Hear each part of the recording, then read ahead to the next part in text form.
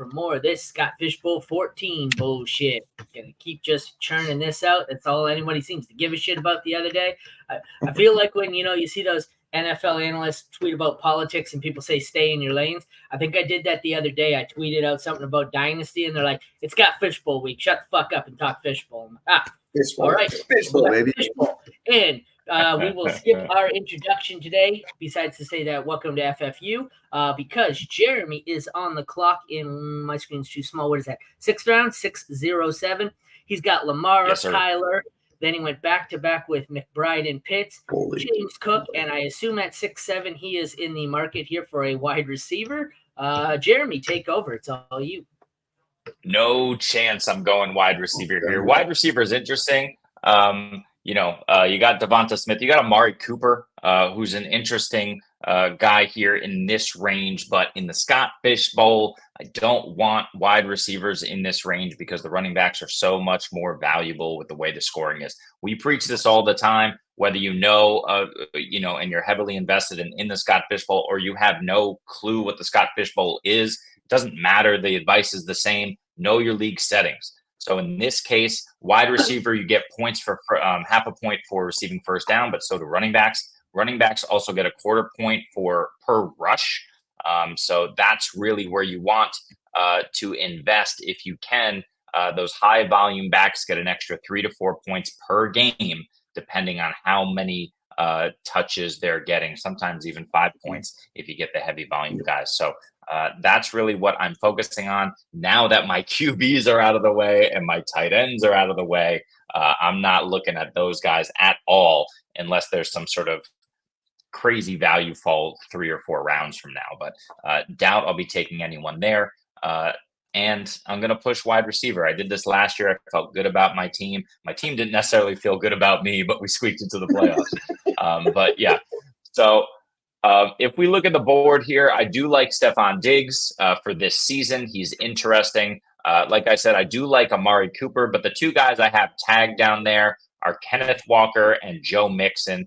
These in this particular draft, as you can see, running back has been faded by nearly everyone except for shout out FF Bird Gang, who also collated a really great thread on Twitter with a bunch of different resources for Scott Fishbowl. He's also collated a stud RB room in this draft. Sniped me on Pacheco last round and had to go cook.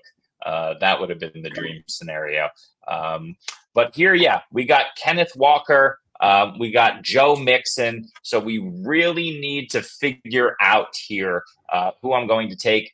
Other potential options, maybe a Ramondre Stevenson, but probably not. Maybe a James Conner, maybe a Najee Harris, maybe a Jonathon Brooks. But with the injury, not necessarily excited about that in this redraft format. So I am stuck here between Kenneth Walker and Joe Mixon. I know Jesse has a very definitive opinion here. So Jesse, why don't you take it away, and then Aaron, you can weigh in. It's tank top season, Jesse baby. Jesse and the Gun Show. Take it away, hey, Jesse. That Walmart $7 tank top season is hitting hard. Let me tell you what. So if you're looking at scoring differentiating, this is what you want to be doing. These wide receivers in this range, there's a ton of guys that are going to give you similar production, but no one's going to give you an edge. There's one guy that stands out, and I know you guys probably already drafted him. It's Rashid Shaheed. He's the guy of the wide receivers that could be the true difference maker, because you look at Diggs, you look at Smith, you look at like Cooper, the points per game basis, nobody's hitting 20 points per game out of that group. You need someone to be truly exceptional to do that. It's really hard for all of those guys. So this is why, we'll talk about my draft in a minute. I've been hammering running back, the rushing quarterback. This is what it rewards. So if you can't get a truly elite wide receiver, like a top 6 guy, from wide receiver 8 through 10 to about wide receiver 36, it's really flat. So instead of forcing a wide receiver, I would do what Jeremy's exactly doing, pushing it. Go get the tight end, because if Pitts hits in your flex spot, he's going to be far more valuable than a second wide receiver. He'll massively outscore DK Metcalf, DJ Moore, those guys. Pittman, I think Pittman was 14 points per game last year in this format. So it's tough with that, right? So you have to know the format. It's just you can't push it too far because you still don't want to take a loss on wide receiver. So you just have to find the spot where you're comfortable taking a wide receiver and go with that. And I know you talked about Mixon versus Walker earlier. Yeah, Mixon's 3 years, 21, 20, and 23 points per game. Walker's been like 18, 19, so he's been a little bit tiered down. If you could project the volume for Walker, then yeah, I'd take Walker, but I can't, and that's why I would personally just take Mixon. So I would either, my thought process is take Shaheed here and you lock up your wide receiver 1, or you go after the volume running back and you take Mixon to get the volume. Yeah, I know you're not into Shaheed, so this is what makes it great. I'll talk about that in a bit. Format. Yeah. Aaron, where would you go with this team? Oh, what? We're not all taking Rashid Shaheed at the 112? That's the thing, No. Somebody did 6th that. round? Yes. 1 round? No. I'm not taking him in the 6th round, let alone the 1st. No. I don't know. I was kind of thinking about this weighing back and forth. This is a tough one for me. I think Walker's less likely to have volume, but at the same time, Mixon, I guess they both have stud wide receivers. I guess I go Mixon. He doesn't really have much competition there. Dameon Pierce is nothing special. I don't think Zach Charbonnet is much either, but I think Houston's offense is going to be better. I don't know. I'd go Mixon here probably. Yeah. I like the famous J. Love That's good stuff. Love it, famous J. Love it. Yeah, so number one, I'm stuck here on a running back. I'm absolutely drafting a running back. There's still some horses here, and we've identified them. So I'll talk about that in a second. Rashid Shaheed, to me, I'm just out at the moment. Darren Rizzi, who, if you don't know, is the New Orleans Saints special teams coach. He was also heavily involved in the new kickoff changes. But he came out recently a number of times and said that his, quote, whole roster is available when it comes to, figuring out how they're going to operate within the new kickoff rules, simply because he believes, and many others believe who implemented the rule change in the NFL, that the kickoffs are now safer for your star players, right? The whole, not running 60 yards with a full head of steam to absolutely, train wreck a guy. Instead, you don't have that full head of steam. So he's happy. He's even said he might use Kamara out there. So look, I don't think it's guaranteed that Rashid Shaheed is the number one guy. If he is the number one guy, I don't think it's guaranteed that he's out there all the time. I do think Rashid Shaheed should be utilized more in the offense with a regular role. We saw Matt Harmon drop his reception perception, and he was absolutely nasty on the routes he was allowed to run last season. We got Clint Kubiak in town in New Orleans with a new scheme. Things are lining up for Shaheed, but he's still the number 2 receiving option on that team. Number 3, if you count Alvin Kamara. And if he doesn't get that return volume that he was getting last season, I'm concerned about Rashid Shaheed. Maybe they just do a rotation. Maybe Dennis Allen isn't necessarily a progressive head coach. I certainly wouldn't call him that. And Dennis Allen could have that Sean Payton old school traditional mentality. This guy's involved more in the offense. He's off of special teams. So there's just so much in flux here with Rashid Shaheed, and we're buying him because he did it last year. I can't buy Rashid Shaheed at this cost in the 6th.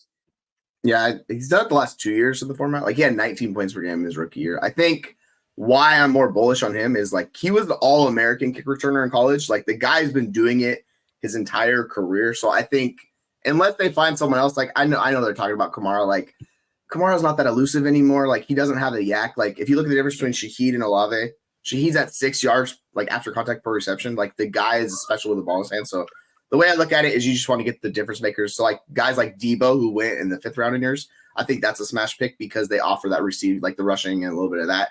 And if you get these guys who are dynamic playmakers, like, that's what you want. So I know SC is really big on Mims. I like Mims a lot. I also think Dortch is, like, these are late targets you can get. I think Mims is 132. Yes. Dortch is like pick 200. So you can get these guys super late. The difference is, like, Shaheed is just a lot more expensive. But in this range of wide receiver, if you're going for a wide receiver, they got to be elite. So, like, that's the hard part. So, like, I don't mind Shaheed here. I don't think it's like you have to draft him here, but I think it's a fine value to play.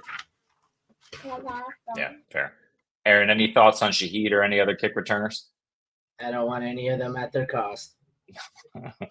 I agree. I don't mind the late. It's the thing we do every year. There's some hot name or some trend we're on, and everybody jumps on board, and all of a sudden the great 15th round sleeper is going in the 5th round, and they're not a sleeper anymore. The point of a sleeper, Rashid Shaheed as a sleeper was great last year because you got him in the 20th round. Rashid Shaheed at the 112 or the 5th round or whatever, that's not a sleeper. That's just a player on your team.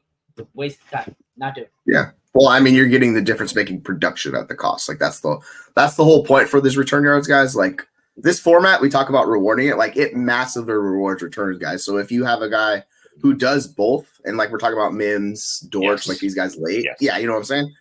It's really like I know there's risk at that cost, but like the opportunity cost, if you're taking a wide receiver, like is not actually that high with these wide receivers because the scoring is super flat. So I think there's a way where he could still lose some of that rushing or extra yardage and still be like 5 points per game wise. So I don't think the opportunity cost is that bad in the 6th round personally. So that's why I'm making the case for him. But yeah, like I get it. If you don't want to go, take the running back because the running backs are really. And he was what was Shaheed? Was he wide receiver 2 overall in this format last year, or was he like a wide receiver 2? He was wide receiver 5. Receiver 7 overall. Yeah, he's 22 points per game. Yeah, like and he was 19. Like that's what I'm saying. Like the scoring massively rewards these guys. So if you think there's a guy like that, I'm fine massively taking the risk and drafting him there. It's just you have to be comfortable with it. If you're not, you can go another tight end here. Likely, you could go like there's other ways to go for sure. Yeah. Mims for me is 2 years.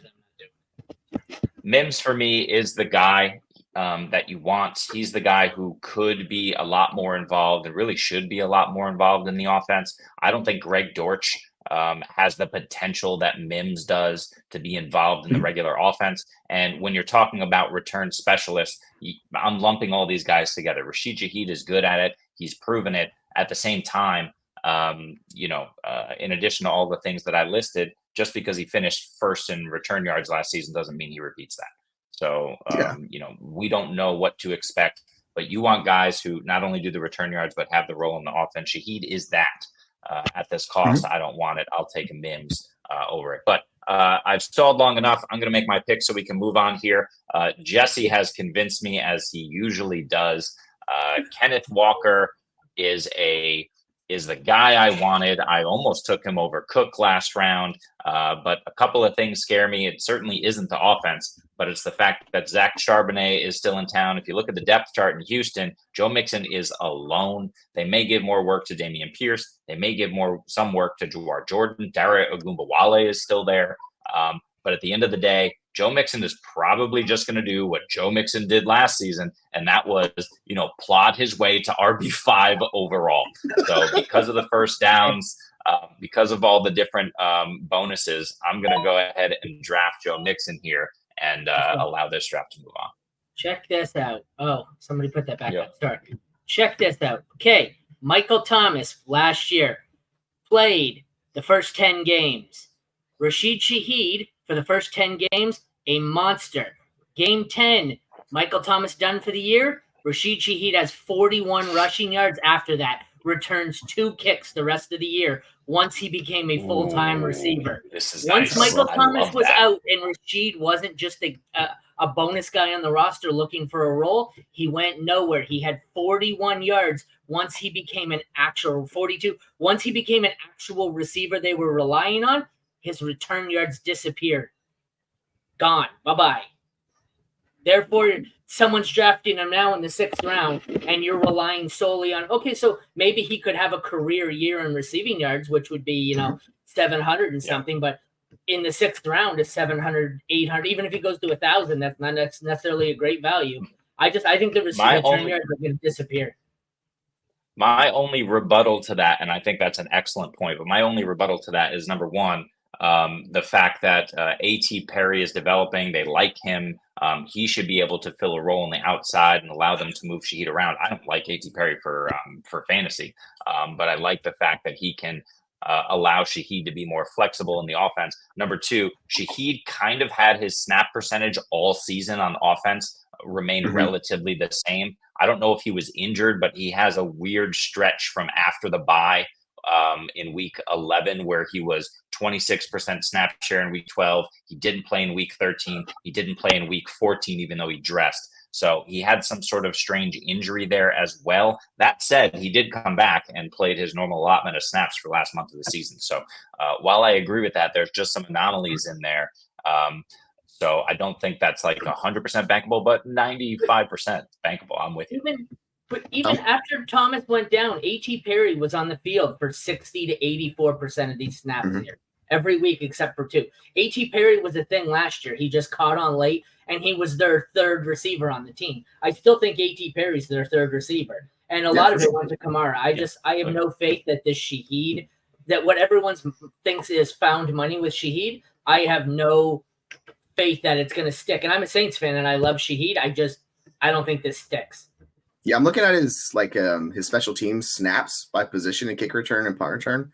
Like the middle of the year, there was nothing when he got injured. It took him like a week, and then he kind of got back to what he was doing before that because he had 65 kick return snaps, 48 or 68 punt return snaps. So like you look at how it goes, it kind of varies a little bit, but it was still there. So, and I think that's the weird part with return yards. Like the teams are more incentivized to actually kick to players this year with how it's going to be regimented. So it's going to be interesting to see if we get these massive spikes, because like there's going to be like weeks where freaking Xavier Gibson puts up 45 points for your team, like if he has like a 75-yard touchdown return, right? So like this is these guys are definitely uncertain. It's just like if you're chasing spike weeks and truly high-end range of outcomes, like that's what I'm going for. I don't mind the risk associated with personally.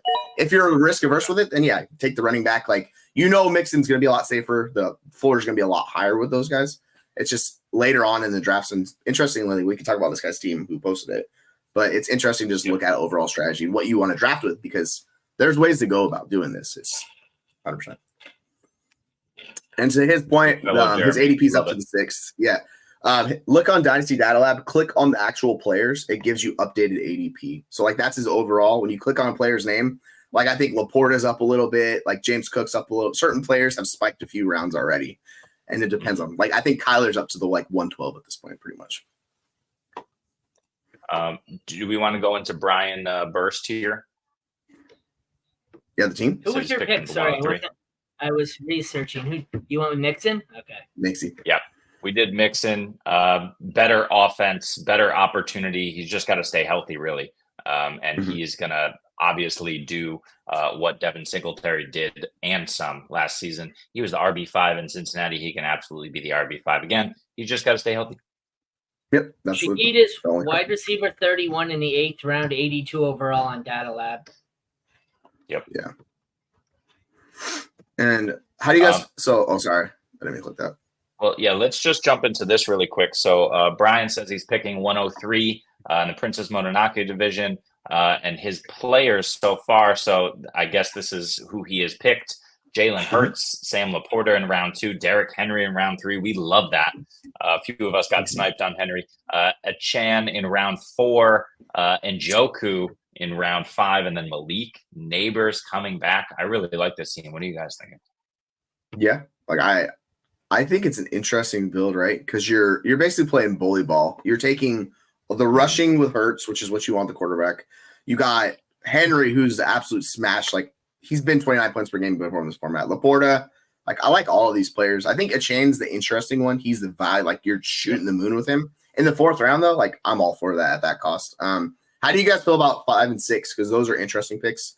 Are you in it, Njoku, and then Nabers at wide receiver? Because it's this range of players right here. It's Diggs, Smith, all these guys, right? Is where that pick is. So where are you guys at with those last 2 picks? Yeah, I mean, for me, go ahead, Aaron. It doesn't matter. Go ahead.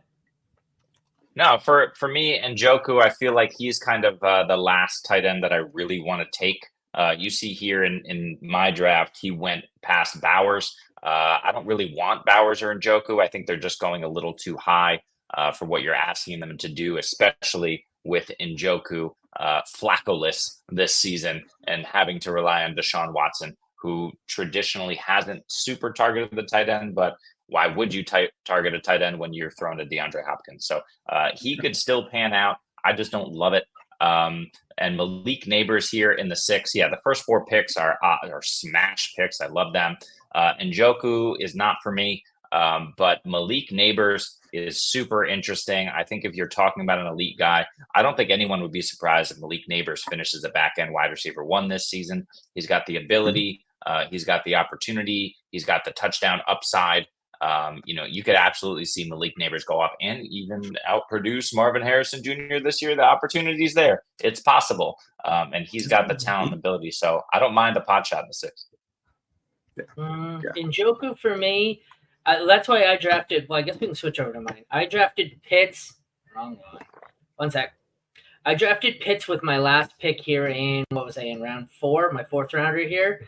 Yeah. Because I had the last tier of tight ends that I wanted to make sure I got in on was Pitts, Kittle, and who's the third one, guys? Evan Ingram.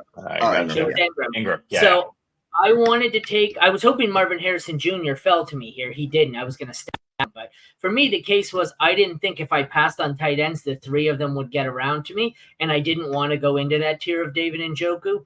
I mean, it could still work. I don't think you're going to have league-winning potential with it. It's just going to be average. You just hope he doesn't kill you. Malik Nabers, I like. It's a high-risk, high-reward pick, but in these tournaments, that's all you're doing. You don't care. If you 100%. Bomb, you bomb. It's one of those spots where you want to be first or last. There's no, there's no prize involved. You just go for it. So you hope you hit with these guys. I don't know if he will. I don't necessarily love that landing spot for him, but we'll talk about some of the rookies later. I know that's the plan. Like I said, we transitioned into mine here. I just made my pick about an hour ago. I went with Pitts. For me, like I said, it was Harrison Jr. or Pitts. I was lucky. Harrison Jr. went the pick before me, and I told these guys I was hoping he would go, so I didn't have to make the decision here because I wanted the tight end. I was just that Harrison Jr. Kyler Murray stack was looking real pretty to me, and sometimes you get entranced by the beauty of it and you overdraft them. But I was lucky he went right before me, and then I went with, for me, it was either going to be Pitts or Ingram. Spoiler alert here. I hope nobody watching is in my division. If Ingram or Kittle, I don't expect either of them to get back to me, but Kittle has the shot. If Kittle gets back to me or Ingram, I'm going to double down on tight end here. If not, I'll probably just go receiver. But like I said, I didn't think I was looking. If I was the short way here, going the opposite way of the board, I would have just risked it. I'd have taken whoever the receiver I wanted was and prayed one of the receivers fell to me, especially because one team has 2 tight ends. One team already has one. But this way here, none of these teams have a tight end. On 6 teams here, none of them have a tight end. They're each going to pick twice before me. So I went with the tight end I wanted. I don't necessarily feel all that great about Pitts. I've always been the guy who's out on him. But once again, we're shooting for upside here in a 3,000-player tournament. So Pitts was my pick, and now we'll just kind of go from there. This is not the build I thought I would have. Richardson, Murray, Henry, and Pitts, not where I was going with it, but whatever. Here we are. Hey, well, that's what I love about these rounds. I love what you said about tight end too, because you take Pitts here, you look at the board, and you got 6 guys who have 2 picks before you pick again. 7 guys, really. But 6 guys who don't have a tight end. It's likely you see those 2 guys go, but you're also forcing the issue. If those 2 guys go, value comes back to you elsewhere. You can also count that 6 or 7 of these teams. Let's see, 1, 2, 3, 4, 5. 5 of these teams need a QB2, and one of these teams needs 2 quarterbacks. So you could see a ton of quarterback and tight end before it gets back to you, and those are 2 positions that you no longer need, right? So I love the idea that when you're in a draft, you're taking that, solidifying it, forcing the board to go where you don't want to go, and then you can pick up value at wide receiver. You're still in a really good spot here with just Drake London off the board. Looks like about 10 of them have gone. You probably have some good wide receiver value in there. Adams, Pittman for your stack. You were talking about that stack earlier with Pittman. Mike Evans. I mean, that's some awesome wide receiver value who I don't mind taking one. I know I just shit all over tight end, but I don't mind taking wide receivers 1 here, but I'm sure you have some running back value as well. And it's possible a running back or a wide receiver here falls to you if those 2 tight ends are taken. Unless if Ingram or Kittle falls to me, I'm going to scoop up another tight end. The plan otherwise is to make sure I get my wide receiver 1 here, because then I'm set. Because I don't know if you know this, but 2 quarterbacks with the Superflex, you essentially need 2 quarterbacks, right? Every other position, you only need to start 1. So once I've gotten my guy at each of the 3, running back, tight end, wide receiver, I don't give a fuck if I don't draft another running back, whoever. I'm going to take value. If that means I end up with 19 running backs and 2 receivers, so be it. If it means I end up with 8 tight ends and 1 receiver, whatever. Like, okay, I won't draft 1 receiver, but once I get, like I said, I want to, after the 2 quarterbacks here, I kind of want to go rainbow here. And then from then on, just value, whoever the value is, take it, because I am set at each of my positions now, and the board can just come to me. So that's the plan here. I like it. Yeah, I think it's interesting when you look at the wide receivers, because, like, for instance, on a points per game basis, Tank Dell was at almost 22 just because of how he scored last year. It was a small window. Pittman's at 14.5. So it's weird how certain wide receivers are rewarded for their scoring. And if you're differentiating, Evans was basically 19 points per game last year. So you saw how kind of those players scored, and it benefits those players compared to other ones. So it, like, with wide receiver being so deep, I don't think you need to reach for wide receiver necessarily. You can let it fall and just let the board fall to you. Because I've seen Evans fall to like the 6th or 7th round, and I'm like, dude, why not just take Evans there instead of, you know what I'm saying? Crazy. Like, I think we have this weird mindset where people are pushing up these younger wide receivers. Like, instance, the guy Brian took Nabers over his QB2, which I found a very interesting decision, right? Maybe the quarterbacks went really early, so he's just pushing the position, and you could totally do that, and you could just flex it and go that route. It's just, that's what I like about Scott Fishbowl, because each of our drafts, you see how this strategy plays out, and they're all different. Like, every single one of our leagues has its own individual market, so it's really fun looking at the team builds and seeing how it plays out and how it affects your team, because you have to make changes on the fly. Unless one of the 2 tight ends or one of these, like Achane, White, Cook, one of these maybe top 4 or 5 running backs, my plan is to go, like I said, I want that Pittman stack. So unless someone falls at another position, I'm hoping Pittman gets back to me, because I've got Richardson. The other thing I've really been keeping in mind, I wasn't until you guys said it yesterday. I don't know. Maybe I'd be lucky if I didn't get that Pittman stack, because otherwise I'm gonna have a lot of bye weeks. Week 14, I got a late bye weeks. All my buys are in the Scott Fishbowl playoffs at this point, but I guess it doesn't matter. I got to get to the playoffs, and I'll fucking worry about that later. You know, like, I'm planning on getting a Derek Carr, a Daniel Jones late, or whoever doesn't have the same bye week. I'll just take them and play and hope that's their week. So it's the tough part, right? Like, it's not fun dealing with the buys playoffs. Yeah, but plus, if you score enough in the regular season, you get those extra points boosts. So hopefully it can make up for the guys you lose. But just be mindful. I think there's 6 teams on bye in week 12 and 6 teams on bye in week 14. Those are both playoff weeks for Scott Fishbowl. It's like a third of the league. So just check it out. Try not to take every one of your first 8 picks with guys with bye weeks in week 14. I struggle to do some of that as well. So. You don't realize it. Then you're like, wait a second. I don't think I'm going to get another shot. I got to check Mixon now. Let's see. How about you, Jesse? How's it going in yours? I got you up. Mine looks like it's pretty chilling. So I was actually in the 3rd round, it was like the clock ran out. So I was out the clock, and I was like, Henry went right before me. The guy like took him in front of me. I actually didn't mind that, because then my basically entire team's doing bye weeks in the playoffs. So I was like, cool, give me Kyron, who, by the way, scored 28 points per game in this format last year, which is ridiculous. So even if he drops to 80% of that, you're still getting 20 points per game. Like, I'm totally fine with him doing that. But him going there, like, I like that. And then I was like deciding between him and quarterbacks, between Herbert or Daniels or the tight ends. And both the tight ends went.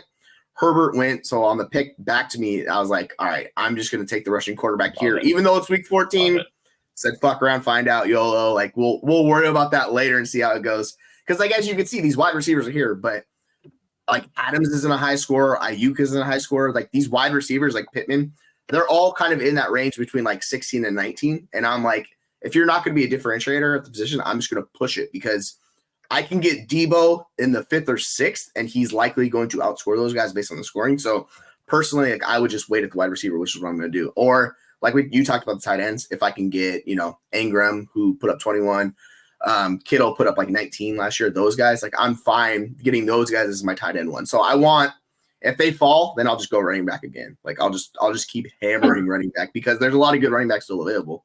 If I'm looking at it right now, let me switch over. It's funny because Like, it doesn't look like Shahid's gone in any of our 3 leagues, but no. It's funny because you had the same thing. I had it happen with Harrison. You had it happen with Henry. Sometimes it's nice when the decision's made for you. Back when I used to play poker, we used to say sometimes the calls you don't make are more important than the ones you do. And sometimes you get lucky and it's like, oh, the decision was made for you. So you don't have to worry about looking back and beating yourself up for it. Yeah, and I will say if Debo goes, I'm going to take Shaheed in the 6th. Like that's the pick I'm going to make. I'll go tight end 5, come back with Shaheed on the 6th. Like that's just what I'm going to go and lock up my tight end 1, wide receiver 1. We'll see how it goes. They might both go, and I'll be like, well, new plan, but that's my plan at the moment. What is if you give me a minute, I can pull it up. What is SC's division? Oh, he's Barbosa. Never mind. Yes. You say you were what were you going? You were going to look at a tight end next round, and if one didn't fall, Shaheed?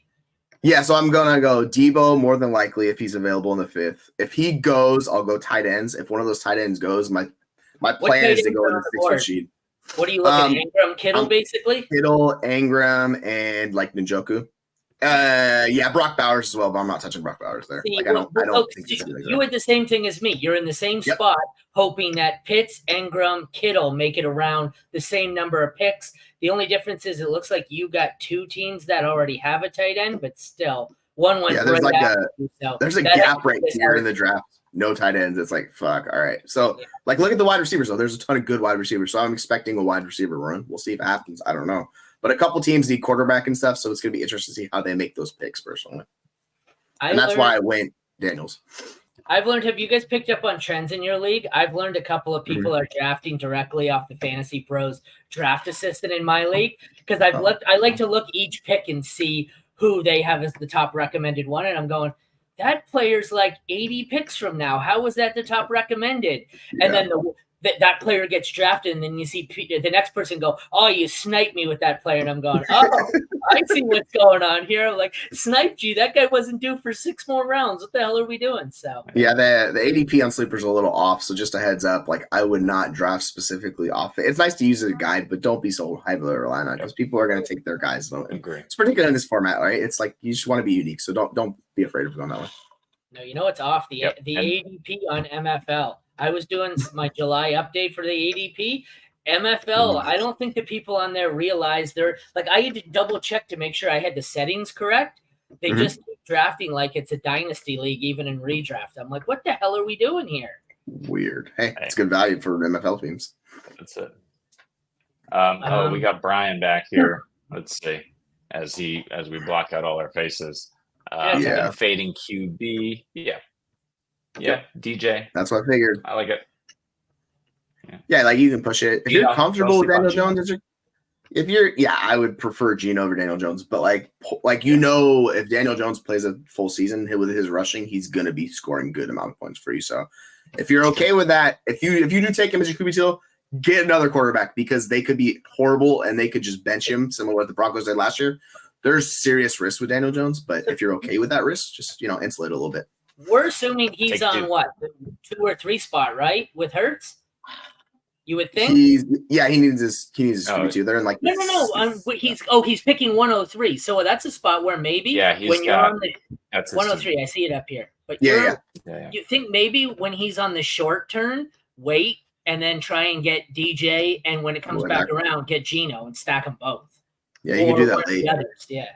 Yeah, I think you have to get Geno in like the 8th-ish round is about where he's going. So you'd have to go like 8-9 probably. Well, so just wait and go 9-10. Whatever your short turn is, 9-10, 8-9, and take them there. Take both of them back to back. Whoever falls. Get DJ and Levis. Okay.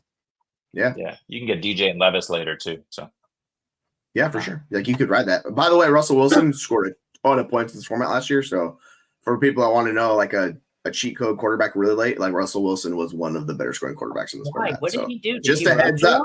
It's weird how the scoring format, like he was one of the guys above 2 WAR. I was listening to it yesterday. He was basically like QB8 in WAR in this format. It really rewarded him. So heads up, like Daniel Jones, Russell Wilson, like that's a viable like team you can push forward and give yourself surprising play. Now there's risk with it, obvious risk, because they both could be asked and get benched. But if they survive the season, which I think Russ probably does more than Daniel Jones, but You know what I'm saying? Yeah.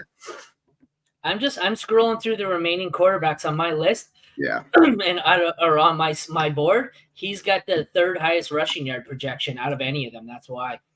It's he put up 20.6 Daniel Jones and Russ. Yeah. Yeah. Like I don't mind going Russ late. Like I like him as QB3 more than my QB2, but it could work for you, man. It could, but I just think that they're gonna ride the run game there. Outside of Freiermuth and Pickens, I guess you have Roman Wilson. He could show up in year one. I think he's decent enough to make the leap, but I'm not banking on Russ ahead of a guy like Levis, for example. Yeah. Well, I mean, that's what they did last year in Denver, right? Like they kept it short to the vest. Russ didn't do a lot. So I expect a kind of similar, like ugly season for Russ, but like points wise again, like I think it wouldn't shock me to see him outscore those guys just based on the rushing. Yeah, the difference for me is, you have a Sean Payton offense where you're preliminary, you're running through the pass, you're checking down, like you said, you're doing those short, you're running slants, you're running check down options to the receivers and stuff. It's kind of a one read sort of deal. You're moving from that to Arthur Smith, who wants to establish the run first. They'll set up the play action passing game for sure. Mm-hmm. George Pickens has the potential to have monster weeks. So I love that. I'm just not a believer in Freiermuth or really anybody else they have there. Jaylen Warren is a nice piece in the passing game, but I don't know that that's going to help Russ any more than it did last year. Yeah, you'll see a lot of play action similar to like they did in Seattle in the years past with Russ. Like that's something Seattle used a lot with him, and so you'll probably see a lot of that return, which I don't mind, man. It works. We were discussing this before the show, and I think a solid strategy in most of these leagues is aim for the upside, and the rookies, a lot of them are the upside. So we'll scroll through some of these. I started at the top of the ADP, so obviously some of them, like most of Marvin Harrison's gone in mine. So I think it's just a case of let's look through them. We see the earliest pick. This is Matthew Berry Fantasy Life. Earliest pick, latest pick, ADP. And then as we get later, like we're not going to do 10 minutes on each player. We'll briefly breeze through, especially the early ones. We'll kind of decide, later on which ones we're actually comfortable taking a shot on. Obviously, Marvin Harrison Jr. is someone we're comfortable taking a shot on. I see he goes as early as 112 and as late as 503. I'm not taking him at 112. I'm comfortable in the fourth round. I just, like I said, I was on the clock at 405. He went one before me, and if he didn't go, I was going to consider him. So for me, Marvin Harrison Jr. is fourth round. What do you guys think? Where are you comfortable taking Harrison in this tournament? I struggle. Like, you need him to be a difference maker, and I think he can get there. So I don't mind him in that range. I think we're pushing up to the point where it's a little rich for my blood to take Marvin Harrison there based on the other players at other positions. So personally, like, I'm just not taking Marvin Harrison in this format because, like, if you're outside the top 5 wide receivers, it's really hard to be the true difference maker. And he could get there. Like, he could get there, but it's just so hard for a rookie wide receiver to do that. Like, there's a lot that can go wrong in year one. It's all set up for him to smash. It could happen. But personally, I'm letting other guys draft the Marvin Harrisons of the world. And I'd rather draft Nabers a few rounds later, personally, if I'm going to take those. Or Odunze a few rounds later than that. And, like, I'll go that rookie personally. But, I love Odunze, so I'm a little bit biased. MHJ, for me, I had the option of taking him in the third. That was a little too rich for me. Ended up going McBride with the premium to stack with Kyler. So that was good that he lasted that long. Harrison went at the 310. It's too much. If he came back to me at the 407, would have heavily considered it there. But yeah, in the third round, no. In the fourth round, maybe. Yeah, like I said, the fourth round was where I considered it. I think it probably would have been I would have not had a share of because I would have preferred him in the fifth. Like I said, in the fourth, I was only thinking of it a little earlier because I wanted to stack him with Kyler. So maybe I was pushing it a little. I think the fifth would be where it would be for me if I didn't have Kyler. What do you guys think of this? Win now, Kyron or Henry? I think we answered this something similar to this yesterday. It's probably Kyron because they're very similar. So you just take the younger guy. So close. Thoughts? Yeah, Kyron. There's like a 4-round differential in their startup values right now. I'm just taking Kyron. Like, the points per game should not be that different, and Kyron could entirely outscore Henry this year. So, like, I'll take Kyron for sure. Like, I just think it's more insane. My one pushback there is I think Henry outproduces Kyron this year. I think he's absolutely going to explode. But like you say, he's older. Injury could creep up. Age could creep up. The cliff could creep up. You don't know. So yeah, I begrudgingly agree. All right, next up we got Caleb Williams. He's gone as early as 201. I see, Jesse, your league was the second highest. It went 212. 505 is the latest for him. He has not gone in. Oh, yeah, he just went in mine at the 4-3. Had I not needed a quarterback, I probably would have been comfortable taking him. Like in my group or my league, he went after Tua, Herbert, Jayden Daniels, and Caleb. I wanted Daniels over him because of the rushing upside, but I think I would have taken him over Tua and maybe Herbert.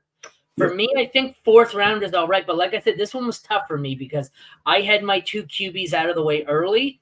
So when he went in the 4th round on mine, I wasn't considering a quarterback. So this is one probably better left for you guys. Where would you have been comfortable taking him? I assume not 201 where he's – unless you're going – you assume the 201 – he probably didn't draft a quarterback with his first pick. You want Caleb as your QB1 in this? I don't know.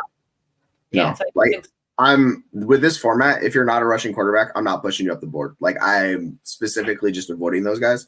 And Caleb's mobile, he moves, but he's not like a Hurts or any one of those guys or Jayden Daniels.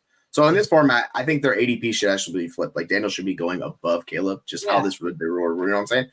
Like, I don't mind taking him in the 4th if you need a quarterback because you're taking in the Goffs, the Herberts, the Tuas, those guys. Like, that's fine in that range. But I'm not going to take him in the 2nd. That is rich. But, this is the format where it's like YOLO, get your guy. So if you want to draft him, go for it. But if I'm going based on how I view them, like, I'm going 4th, 5th round probably. Yeah. In my league, he went 401, but he was the QB 16. So I think he was a value there. He went right after Daniels, after Tua, Goff, and Herbert. So I think he's appropriate where he went. And he went to a guy who first 3 picks was CMC, Puka, and Chris Olave. So the fact that you're still able to get Caleb Williams and have those guys, he followed it up with Deebo and Matt Stafford. So now he's got 2 legitimate starting quarterbacks. He went about it kind of the opposite way that we've been preaching, but it still looks nice. If Caleb hits, that's going to be a good team. That said, I'm still happy taking an elite guy. If it's up to me, I'm taking, probably Josh Allen there at the 101. I don't love that QB room. Rookie quarterbacks, especially with a ton of new weapons here all over. This might, I've been saying all offseason, I think this Bears situation is going to take a little bit of time to gel. And then you add in that he has an older quarterback who, what do they project Stafford for? Pretty much almost no rushing yards, I'm going to assume. 68 rushing yards. So it's strictly passing in this one. They project him for, what do we got here? Passing yards. So 4,000 yards and 29 touchdowns. That's not great. So the majority of his is going to come on passing yards, which I don't know if I necessarily like. I get he passed on the early QBs for some great players early, but I don't know if that's the QB duo I want. A rookie and an old guy who doesn't run at all. I'm going to defend Stafford a little bit for a second, and the fact that 2021, so that's about 3 years ago now. He was the QB 5 overall with Sean McVay in his first season there. He threw the ball over 600 times. He had 41 touchdowns. Then he was hurt. The next season only played in 9 games, so we don't know what he was doing, but only threw 10 touchdowns. It was weird. And then last season only threw 24 touchdowns, but Cooper Kupp was hurt. We know that connection that those guys have. Tyler Higbee had his issues as well, and Sean McVay decided to lean on the running game once he actually figured it out. So what I like about Matthew Stafford here with the Rams this season is you have health in the wide receiver room. Higbee won't be there, but they've been able to replace him. You have now 2 backs, capable, serviceable backs who can not only help lead the run game, but are also capable enough pass catchers. And of course, Demarcus Robinson for me is that guy that Stafford started to gel with at the end of the season last year. He's got a 3-headed receivers, monster here that he can utilize and operate and spread the ball all over the field. I think we can get back to that 40 touchdown. And when you're talking about in the 6th round, 7th round, wherever Stafford's going, I am more than okay with that value there. Yeah, I'm with you. Like, I think the only guy, he would have been QB 5 or 6 in the scoring if he put that same points per game basis. The only guys were like Fields, the rushing quarterbacks that are really above him, which is kind of surprising. Fields scored more. But like that just shows you the value. Like I don't mind taking the elite passing quarterbacks. Like I like Cousins, I like those guys, I like Goff. I just want whoever falls along that group, I want to take. I don't want to push any of them up. So if it's Stafford, if it's Cousins, if it's those guys, then yeah, I'll take them. Like I don't mind him in the 6th round. That's fine. He's a good quarterback, and he was at one point good for fantasy. But if you look in this scoring, in this format, he's the epitome of the guy you want to avoid. Like, he has one QB5 season in the last 10 years in this format where he put up 41 touchdowns.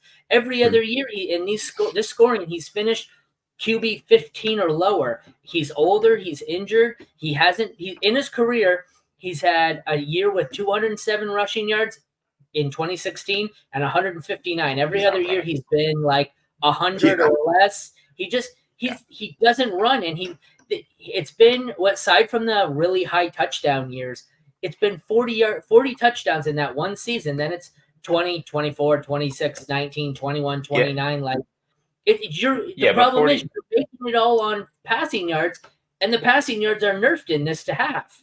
Mm-hmm. No, you'd have to base it a little bit on the passing touchdowns. I agree with you. The passing yards are nerfed, but you have to believe in the fact that in his first season with Sean McVay, he put up 41 touchdowns, which is a career high. You have to believe that now that he's healthy, that everyone in his system is healthy, and they're able to have a functional running game for an entire season, able to work the play action, and has 3 reliable targets who can stay healthy. Look, health is the issue across the board. But if they can stay healthy, especially with that terrible defense, this team is going to have to pass all over the yard. I think it's possible he gets it. Is it a great bet? No. Is Geno Smith a nicer bet 3 rounds later? Yeah, probably. But I'm still comfortable with Stafford. Stafford, like Sleeper has him projected for 29 passing touchdowns. I think that's the range I'm at. I feel like, sure, he could be Tom Brady and put up that first season where he, first season in Tampa where he comes out of nowhere at his age and puts up 40 touchdowns. But I feel like you're betting against the house on that one. And I don't want anything of that. I'd rather have Geno or Daniel Jones in this format. Well, yeah, Baker, what's Baker do rushing wise? Baker's projected for 200, so he's got a little bit of rushing upside, about 500 yards less passing and 5 touchdowns less in the sleeper projection. So probably Baker. Would you guys take Watson? Would you take Aaron Rodgers? Would you take Stafford or in that range of players? Who are you targeting? Because Watson easily. Yeah, like the thing with Watson is the floor absolutely sucks with him. So if he's bad again, you just kind of have to accept it. I think Stafford has a high floor, similar to the floor. I just think if you want to chase the upside, it's probably Watson just because of how he scores points. But if I'm drafting that range, I'd personally rather just punt and go for the Russell Wilson, the Daniel Jones, and those guys because of how they score points, and then I'll insulate my roster with that. I would too. I'm with you. No, but 3,000 people, I don't want floor. I don't give a damn about floor. If I'm going to finish 6th in my league, I might as well finish 12th. I'm just going – I think Watson's rushing floor or Russ's or Daniel Jones gives him elite potential in this format. I'd rather just shoot it all and go for it. Over taking – Stafford's the safe guy. I don't want safe here. 3,000 people, I don't want safe.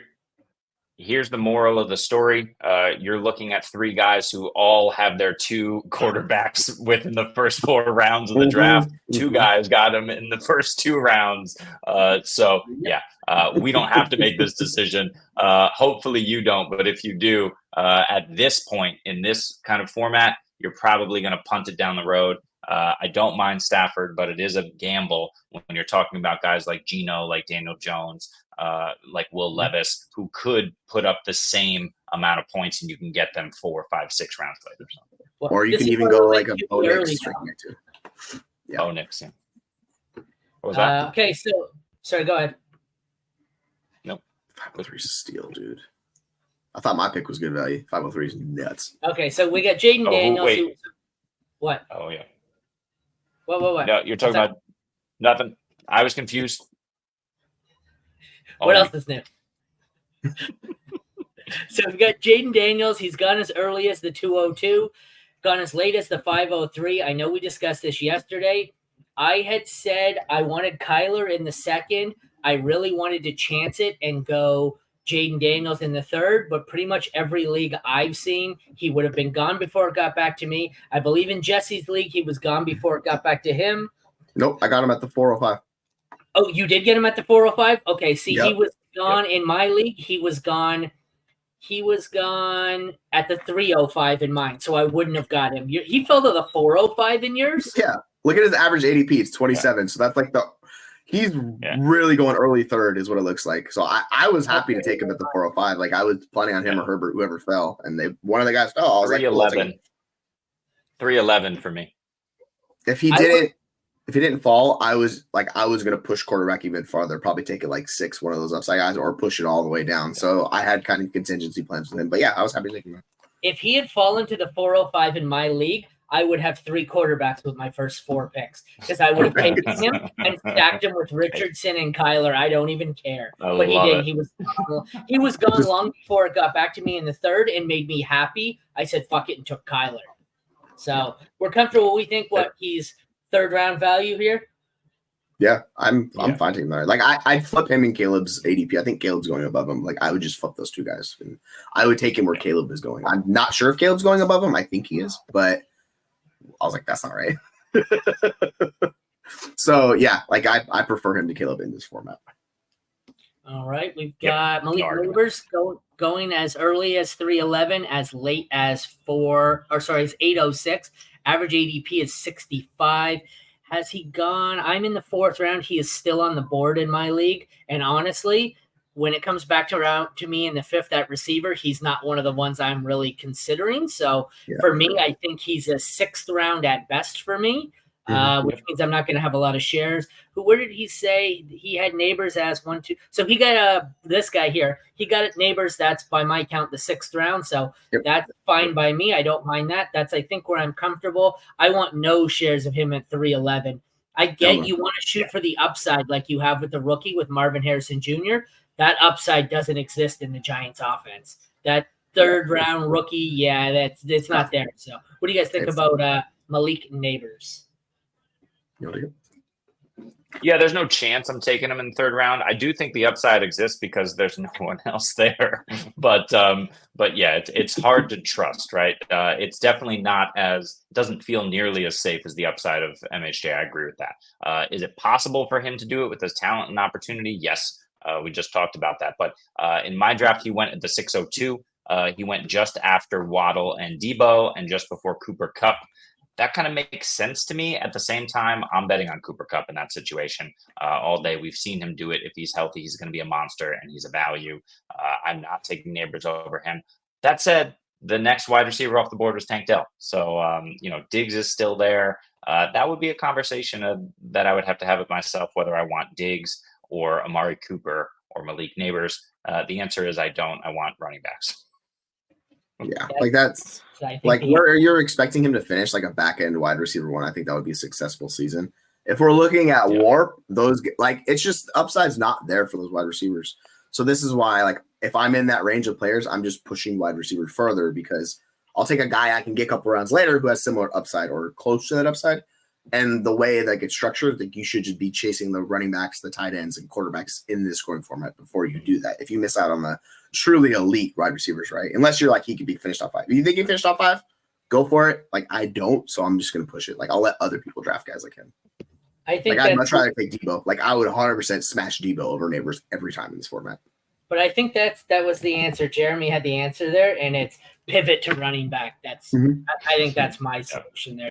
Just pivot. It's one of those spots where, like I said, we're talking about the tight ends. Once that tier of tight ends dries up, don't force it and continue the run. Just say fuck it and take the other position. That's a value.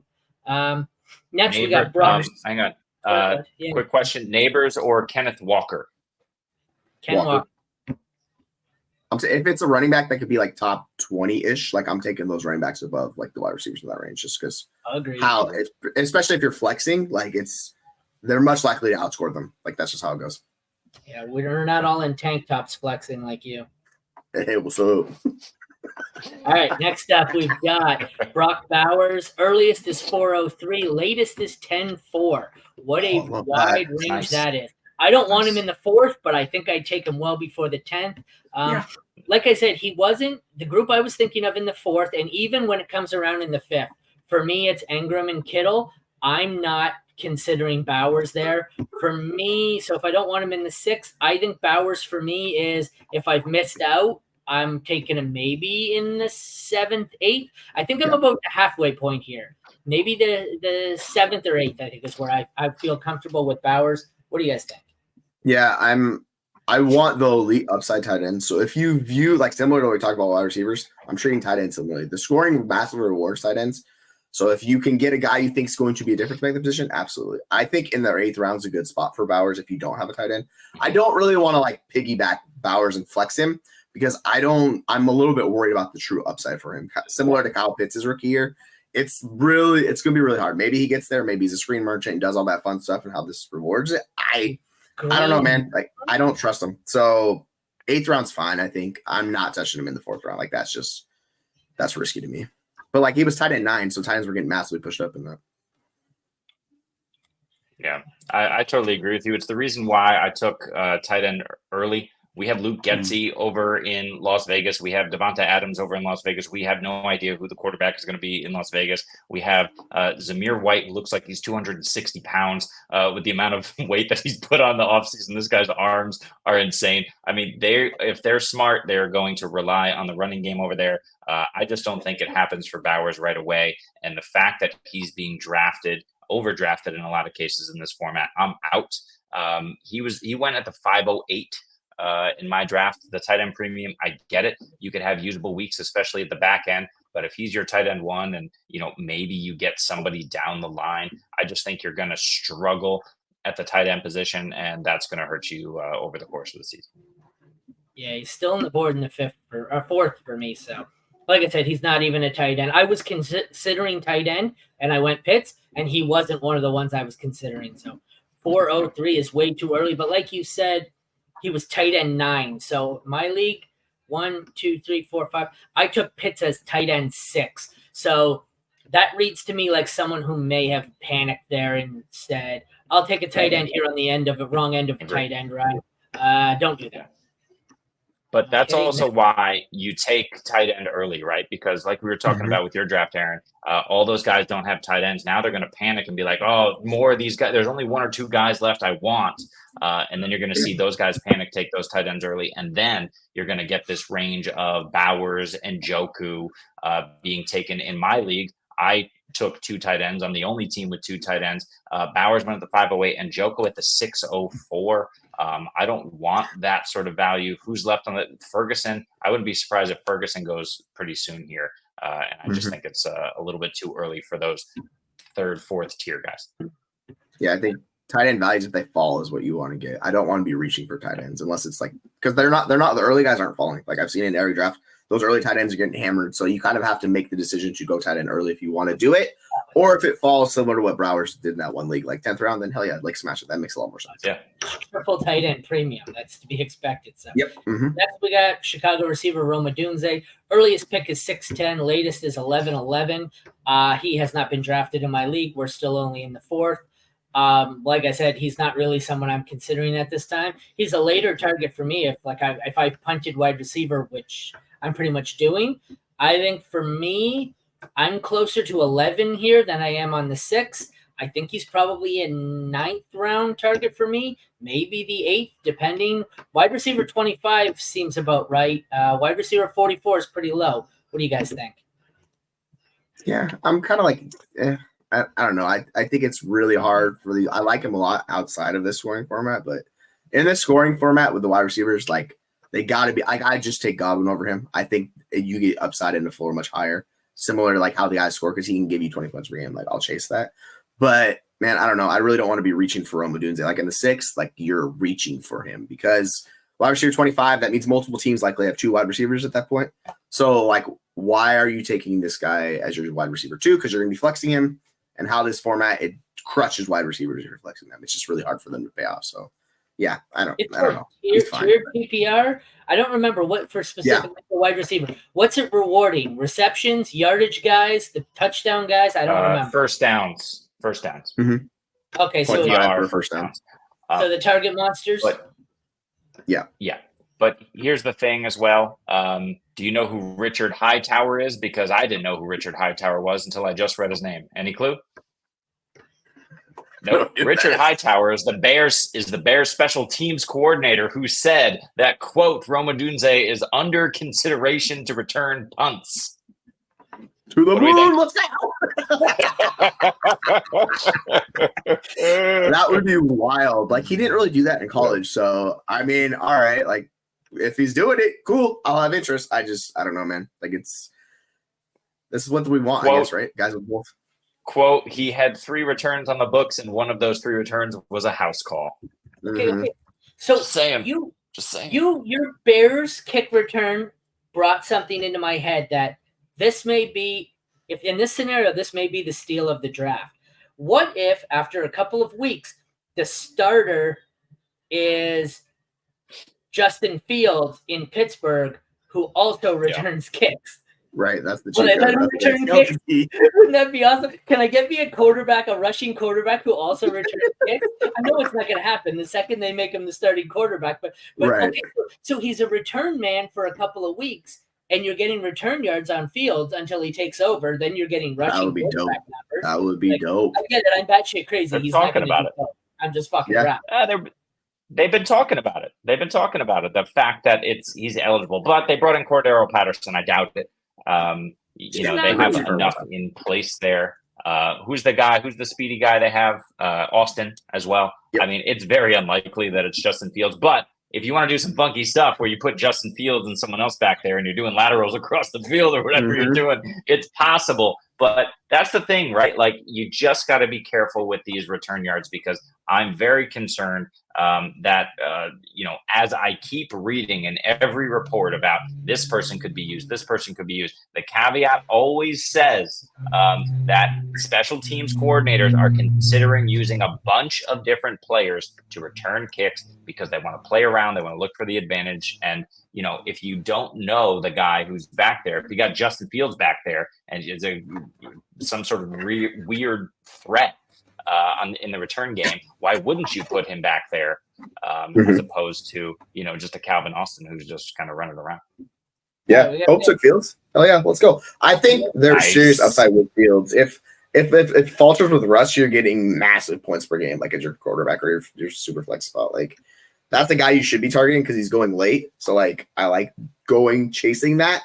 You just know the floor is 0. Like, the floor is 0. The upside's like league-breaking fantasy quarterback, and he's somewhere in this range. We have no idea where it's going to be. It's just like throw a dart, hope it hits. It's like it's fun to draft guys like Fields because there's always the talk. You talk yourself into it, right? So, yeah, I don't mind him. I'm not sure what his ADP is. I think it's pretty late, but I need to double check. I like it. We're going to move on a bit here. Well, I'll double check that, but we're taking 4 minutes per rookie, and that's a lot. So anywhere between 10 and 15. 147 is Justin Fields.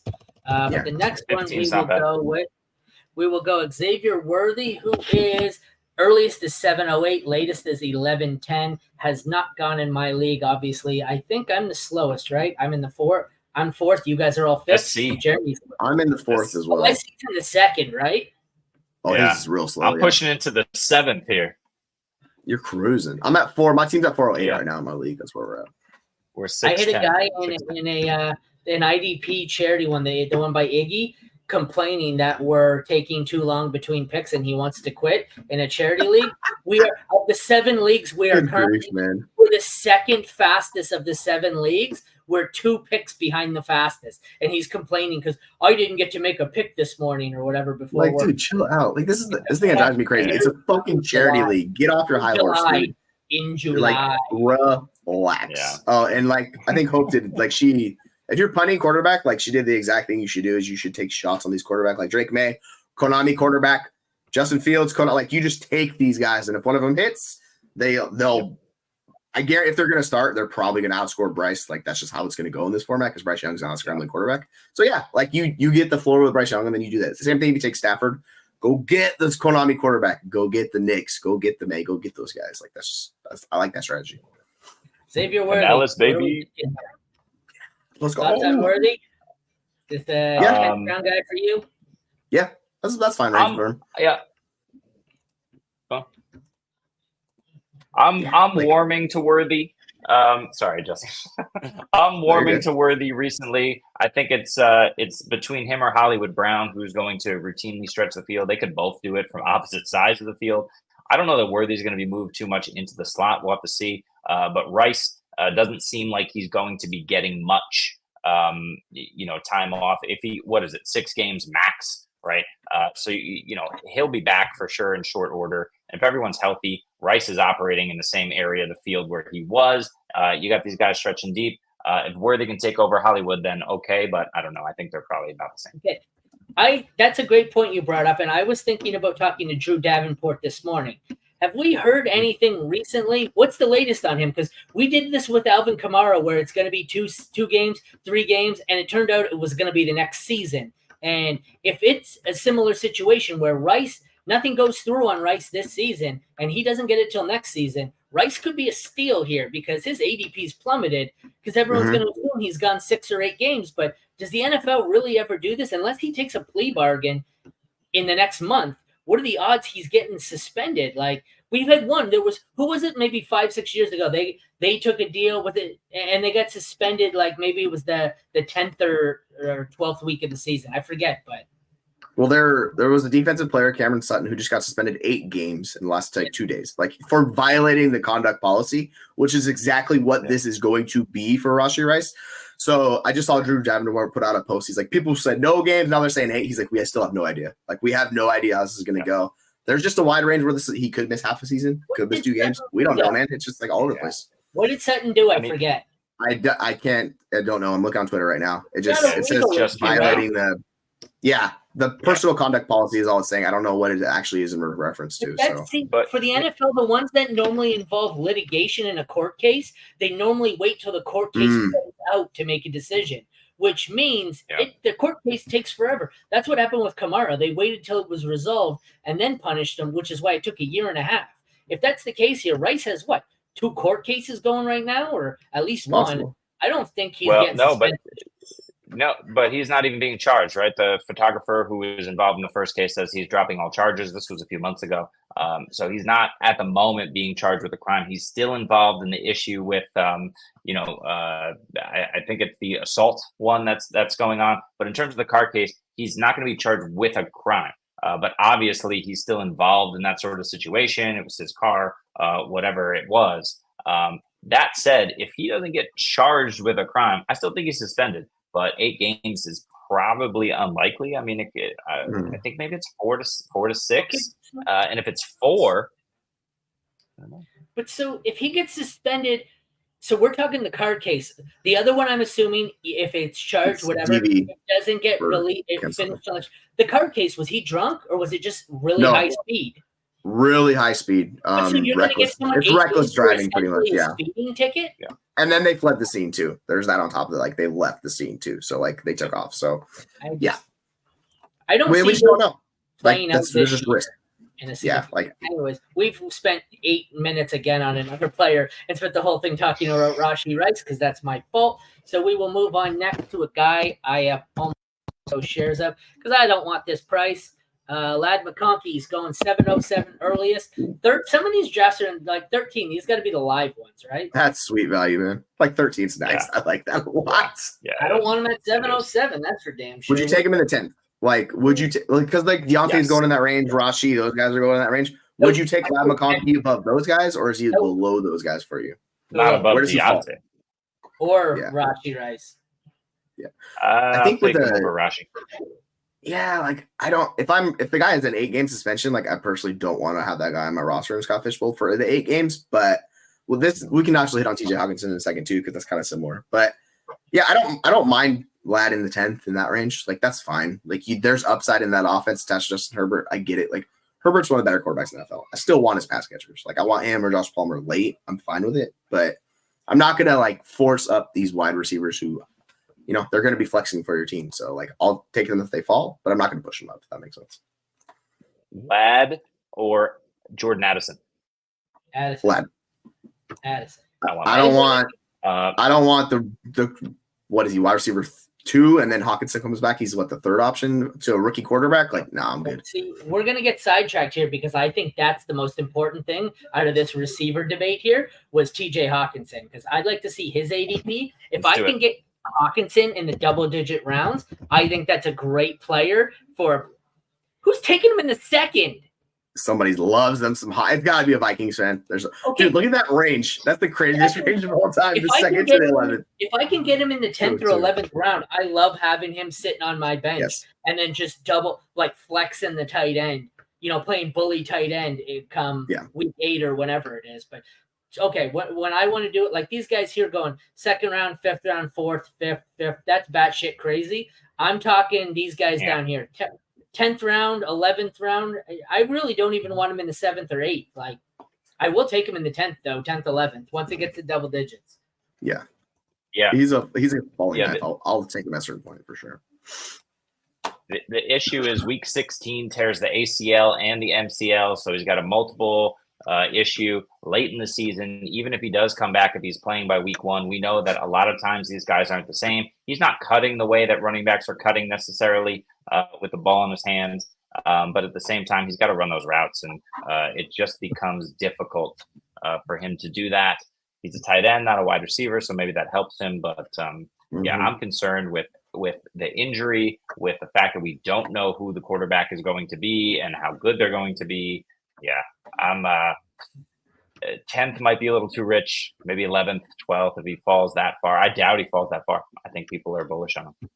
I think that's a rare, like the 14th seems really rare. No, but I'm looking at McCarthy. Sorry. No. So I just showed the TJ. There were only like 10, 2 players of him that were after the one in the 10th, one in the 11th. Everything else, exclude the second. Everything else was like 5, 6, 7, 8. Looks like he heats up 6, 7, 8, 9 is where he really gets picked up a lot. I guess we can transition to his quarterback here. JJ McCarthy, earliest is 605, latest is 408. This is the prime example of what we said all offseason. Ignore SFB mock drafts because the 6th round, remember in the mocks when the 6th round, it was QB 11 going off the board or QB 22 going off the board. So, yeah. Look at the difference in that the 14th round, it's QB 30. Like that difference in how these leagues drafted quarterbacks is absurd. It got massively pushed in that league. You're getting QB 30 in the 14th. You're getting QB 22 in the 6th. Like, that's such a change. Like, this is how individual draft leagues go. So you have to know your league. And sometimes you have to reach for guys because you're going to miss out on everybody. And, like, that league where it's the 6th, you're not getting any quarterback value. You have to take them because otherwise you're just punting it.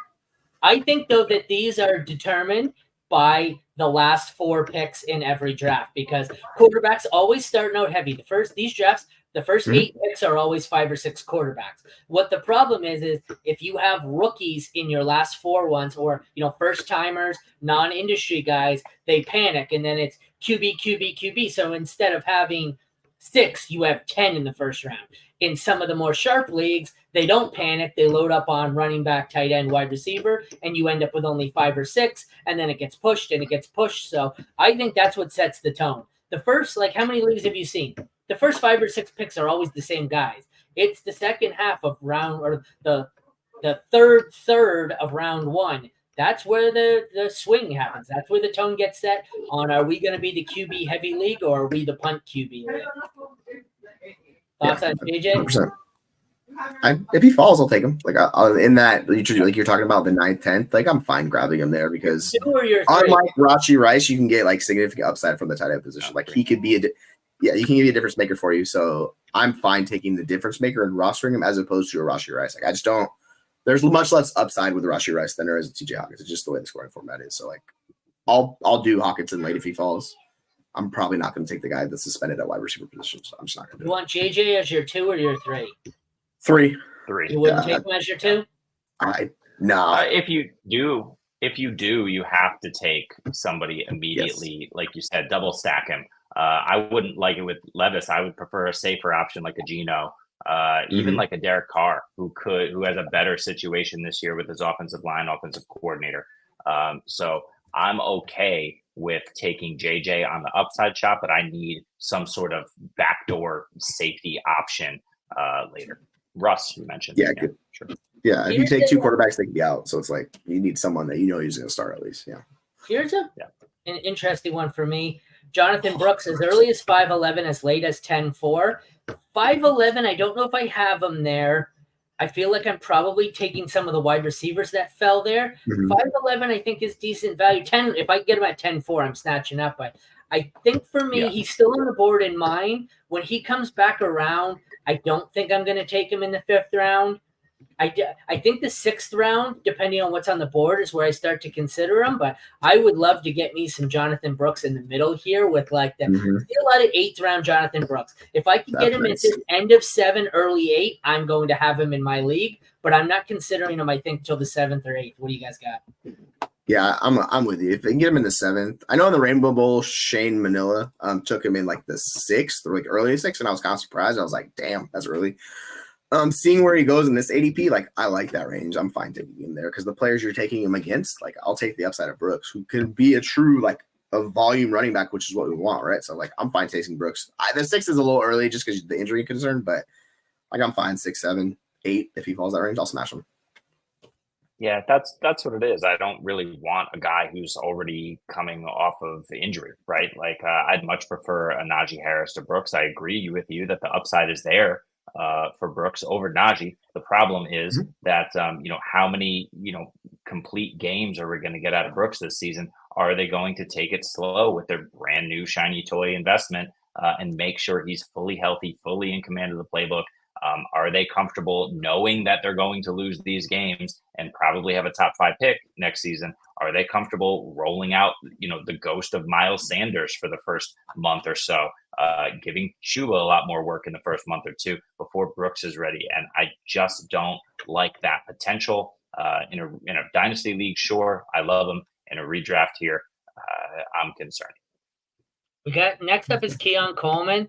This is the guy I love in this format. You can get earliest is 9th, latest is 12th. I feel like I want to get him. If I can get him in the 10th, 11th round, depending on the wide receivers, I think he has some good potential here because he has the potential to be the alpha, the number 1 here in Buffalo. And I think this late, he's the perfect guy where 10th round, if he hits, he has league winner potential as a stud wide receiver. If he misses, oh, well, I missed you're throwing darts anyways by about the 10th round. So I think he has significant upside. Obviously, he has huge downside, but in this kind of tournament, this feels like the play I would key in on here where I normally wouldn't want Coleman as high, but I'll take him in the 10th. What do you guys think? Are you willing to take him over Ladd? Because like we were kind of split on Ladd. Would you take so you would what about you, Jeremy? Are you taking him or Ladd? No, I'm just a big believer in Kincaid and Cook and the potential of either Shakir or Curtis Samuel or both. I just think Keon Coleman is too much of a risk. So for that, I'm out.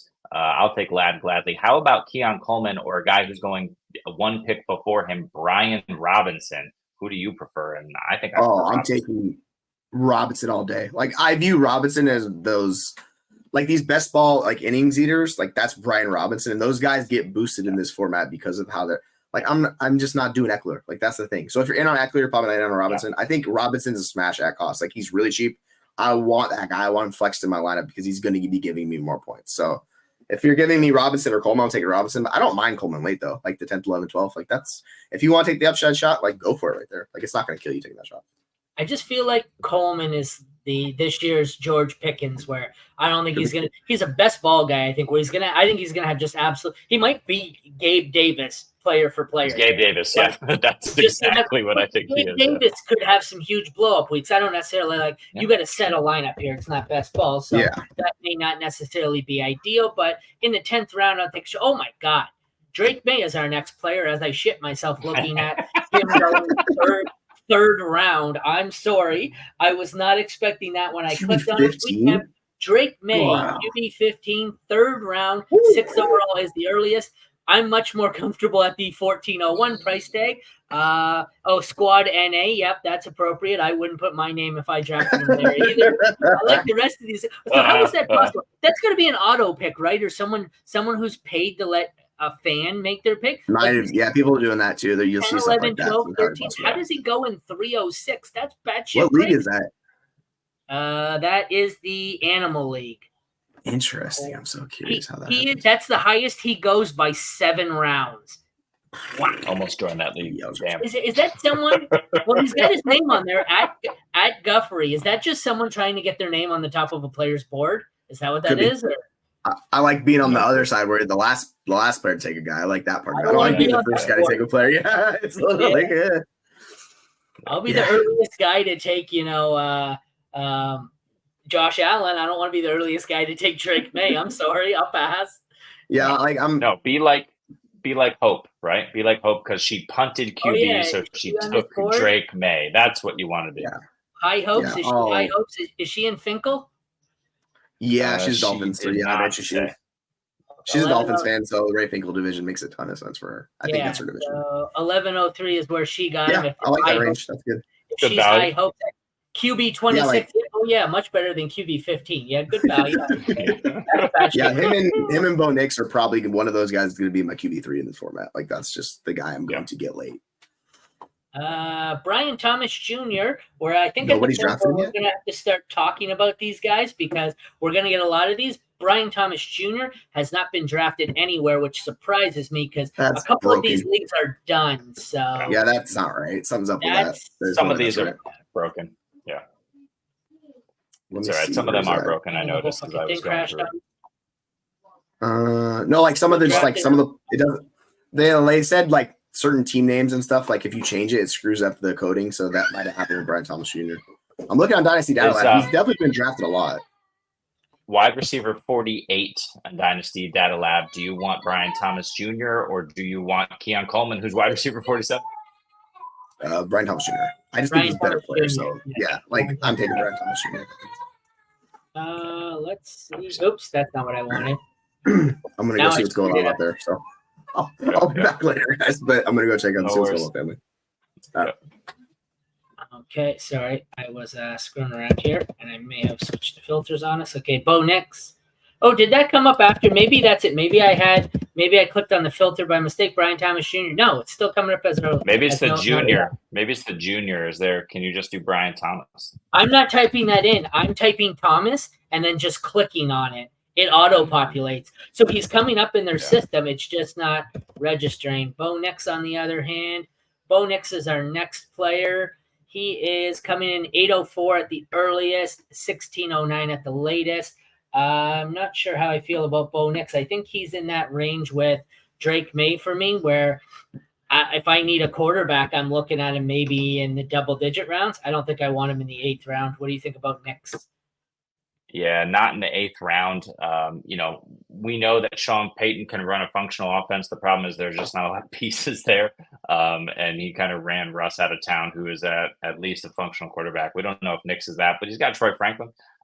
So you can't really complain there. I'm just trying to see where he's going in ADP for Nix. He's QB 31, rank 142. Some quick math, so it puts him in about the 12th round. That feels I'm comfortable with him in the 12th round. Yeah. He's not really someone I'm targeting, but if you need a quarterback, that feels like an appropriate range there. Next up, we've got Trey Benson coming in at 806 as the earliest, 1306 as the latest. I don't know if I love him at the 806. Is this another one? Yeah, this is another weird one where someone really jumped the gun at 8. Everybody else is like 10, 11, 12. I think I feel comfortable with him in that 11, 12 range here. I don't want him in the 8th. That's early for me. What do you think? Yeah, I'm looking at guys like MarShawn Lloyd, who's RB 47, Jaylen Wright, who's RB 46. Trey Benson is going to be significantly above those guys. I'm just trying to find areas. RB 38. Yeah, but RB 38 by ADP, at least according to Dynasty Data Lab. So, I'm comfortable with that. That's like 11th round. I like it. I mean, Trey Benson is the type of guy I want to take shots on late, where he's got kind of an older veteran back in front of him. He has multiple paths to maybe he's just better. Maybe he becomes the pass catcher because we know he's explosive. Maybe he, just ascends and the team likes him more and forces a split. Maybe James Conner gets injured. So Trey Benson, MarShawn Lloyd, these are the two guys that I really like who have the opportunity, who can really vault you into elite team status in a tournament like this if you can get him a little bit later, 11, 12, 13th round. The one pick in the 8th round here, this feels to me like someone who may have drafted James Conner and just panicked and handcuffed him early. I don't know. That's the only thing that makes sense.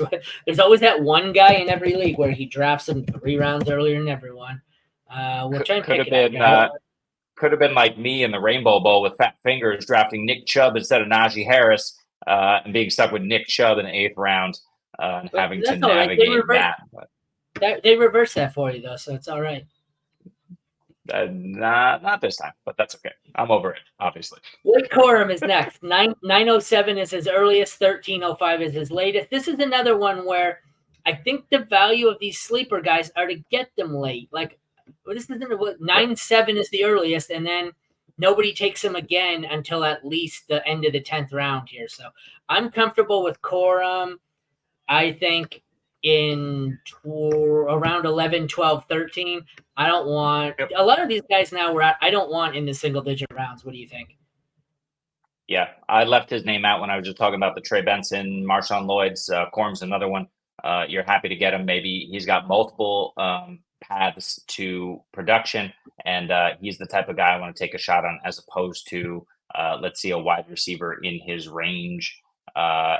Do you want a Blake Corum or do you want to take a shot on Curtis Samuel or Cortland Sutton?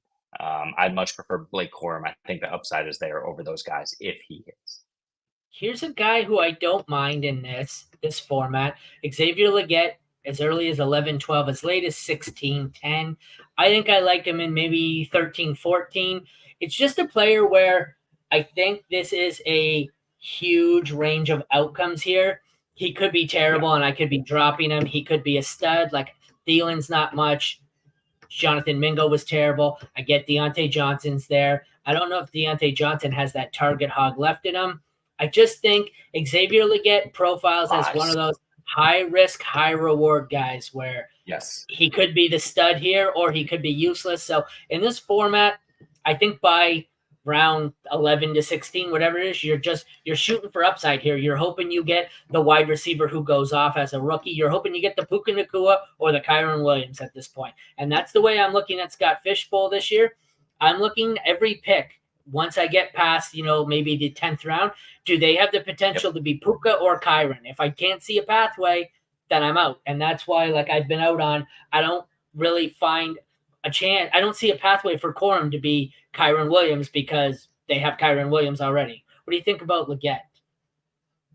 Yeah, I mean, the pathway for Corum, though, is, injury at the very least. Yeah. No, I agree with you. Like, Legette could legitimately just, hyper accelerate his learning curve because he hasn't been a wide receiver for, his entire life. He had some issues where he changed teams a few times and, he's just a hyper athletic play, but these guys develop sometimes. And if Xavier Legette is able to put it together right away, you're stealing him where he could, he's got a path to the number one target for Bryce Young and Dave Canales offense. Now, is that likely? I don't think so. But let's say he's just mediocre, he could pretty easily become the number 2 target. And if that's the case, he's wildly undervalued right here. I love the shot on Xavier Legette that late. I'm certainly not going to reach for him, but if he's there in the 16th round, yeah, I'll take it. I like the next guy a bit, but not as much. Adonai Mitchell going in the 11th round, earliest, 17th at the latest. I like him. He just doesn't, with Pittman there, like I could come up with a scenario where Xavier Legette is the one in Carolina. I'm not talking injury. There's always that. Sure, every player on the depth chart breaks their leg and he's the one. Sure, but Xavier Legette, there's a pathway to him being the one. I don't think outside of injury there's a chance Mitchell outperforms Pittman here. So I still don't mind him as, a late wide receiver dart here. I prefer him probably in the rounds of 14 or 15. I don't really want him at 11. I just, he's someone, especially for my build, I have Anthony Richardson on my team. So he might be someone I'll pay up for in the 13th or 14th and hope he becomes a solid 1-2 duo here with Pittman. And I've stacked him nicely, but I don't like him as much as Coleman. I don't think the ceiling's there. What do you think about Mitchell? Yeah, other than his landing spot, this was the first wide receiver tape that I put on, and this guy, I fell in love with this guy. And then it was Worthy on the same team, and I was like, oh, these guys are really good. And, they held up throughout the process of watching tape on, 30 plus wide receivers. So I really like the player. I don't know if I like the spot, but he's in a great Shane Steichen offense. I think Anthony Richardson is going to be a better passer than we're giving him credit for. Problem is, A.D. Mitchell caught 11 touchdowns last season. I don't think that's anywhere close to his range of outcomes here in the NFL, as fourth fiddle in terms of just an option in the offense. They're going to run the hell out of the ball. I think Richardson would be lucky to get 20 touchdowns. If he does, at least 8 of them are going to Pittman. The rest will be scattered. So, no, I don't think the upside's there. He's going to be a boom bust guy. Get your lube out. It's Ben Sinnott time. Not going as early as 10:10 and as late as 16:09. He's definitely a great late tight end target for me. I have been scared off a little bit lately. I never thought I'd say it, but Zach Ertz has been getting a little bit of hype here, and I think Ertz is going to be yet another thorn in the side of a rookie tight end here. Maybe they just bring him in and they use him to mentor rookies, but I like taking shots at him, and I'll take a shot on Sinnott in the 6th round, but I think Ertz is going to be enough of a pain in the ass that I don't really want Sinnott in the 10th round here. He was a great target for me in Dynasty. Just I don't know how long it's going to take for him to supplant Zach Ertz here, and that kind of scares me. What do you think? Yep, agree with you. I'll take the shot on Ertz before I take the shot on Sinnott in a format like this. I think is the long-term answer there. We love this tape. He was our tight end too, pretty clearly. That became consensus later on after he was drafted.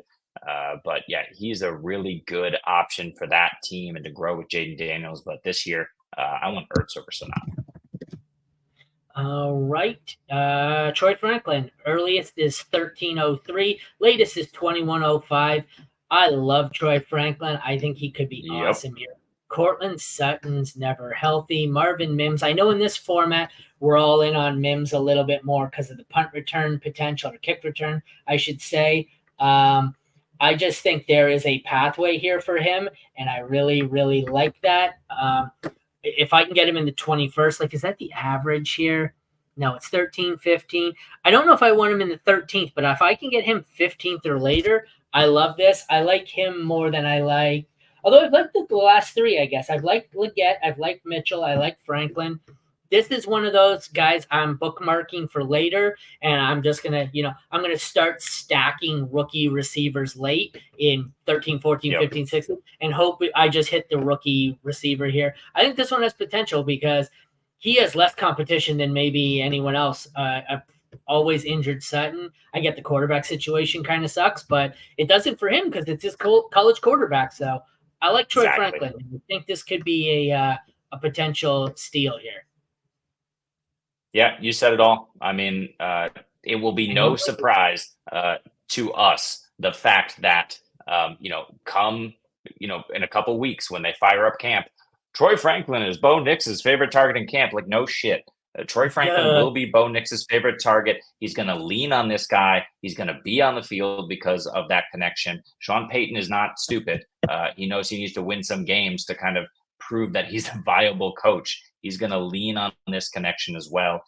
Troy Franklin will have some boom weeks. Will he be more boom bust? It's possible. But is it possible he's consistently the number 1 target on this team, or at least Nix's favorite security blanket, becoming the number 2 target on a team that desperately needs pass catchers? I think so. I like Franklin that late. He's a great target. We'll go through. I have on my list, I've got probably 30 more rookies, but on my list, I have, I think, 6 more highlighted that I want to discuss. And then we'll just run through the rest of them and say, interest, no interest. But the next one is Jaylen Wright, going as early as 12:01 and as late as 18:09. Really loved him in the rookie process. This is the guy where I might take a shot at him in 16, 18 and hope, not that we hope for an injury, but you're hoping for an injury because if he doesn't get an injury in front of him, he's got 2 excellent running backs in front of him. And I have no interest at 12:01 as much as I think he's talented in Dynasty. I'm not paying that price. What do you think? This is the Raheem Mostert hate showing up in ADP. I don't want anything to do with Jaylen Wright. If Raheem Mostert's healthy, he's the guy. Achane at cost, love him. Mostert at cost, love him more because, he's going off the board in regular drafts as the RB28. Raheem Mostert is an absolute. He scored 21 touchdowns last season. He might score 12. He might only score 12 this season. He's still going to score 12 touchdowns. Jaylen Wright, unless, like you said, there's an injury or two, doesn't have that in his range of outcomes for this year. Mostert's going way higher than I thought he would in this league, but still, I think just means this may be a backfield to avoid because Achane's going second round, Mostert's going 7, 8, 9, and then you've got Wright going 10, 11, 12. I think at that cost, I prefer to just avoid every single one of them. Next up, we've got Ricky Pearsall. 13th round is the earliest, 18th round is the latest. He is buried on a depth chart that for years we've been saying unless someone's traded, there's too many mouths to feed. I think this is a long-term dynasty play. The only way I'm taking Ricky Pearsall here is maybe if it's one of my last few picks and I'm praying Ayuk or Debo get traded or Kittle gets his usual. Like, aside from something seriously changing in this, whether it be injury or trade, I don't see a pathway for Ricky Pearsall here. Whoever took him at 13 is out of their bloody mind. What do you think? Yeah, the 49ers are being smart here by trying to negotiate because they know they have the leverage because they have Ricky Pearsall waiting in the wings. They don't want to pay Brandon Ayuk top dollar.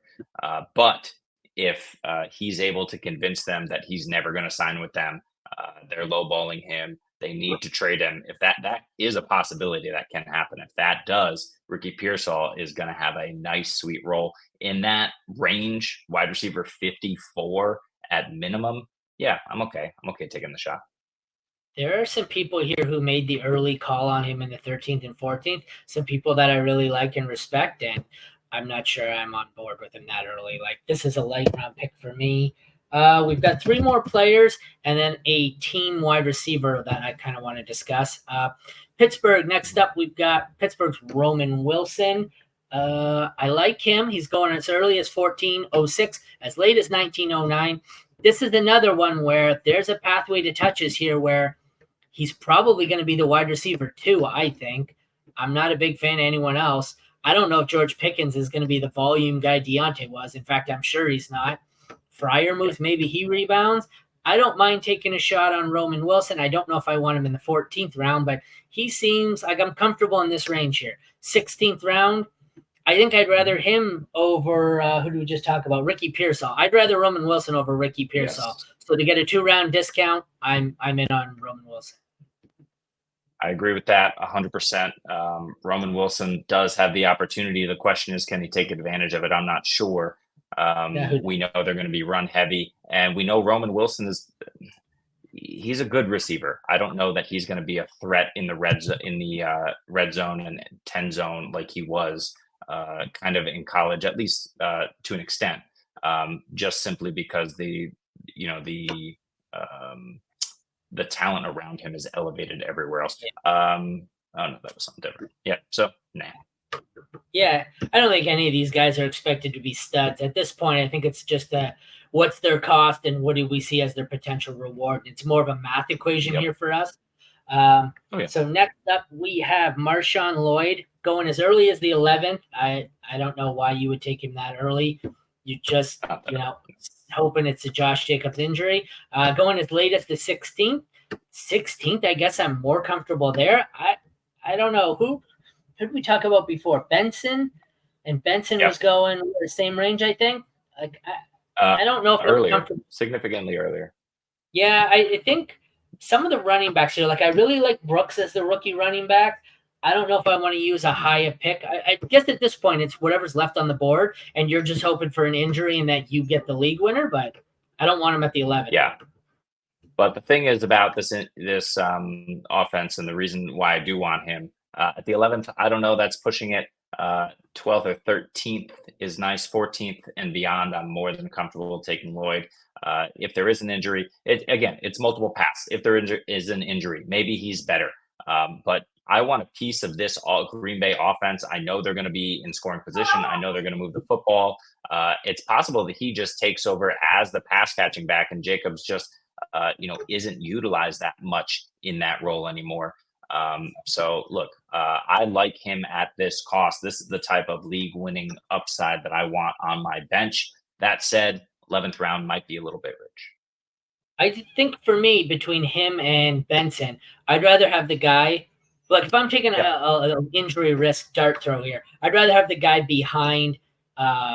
I'm trying to blank now. James Conner. I'd rather have the guy backing up James Conner than Josh Jacobs, because I think we'd all agree James Conner's a higher injury risk at his age.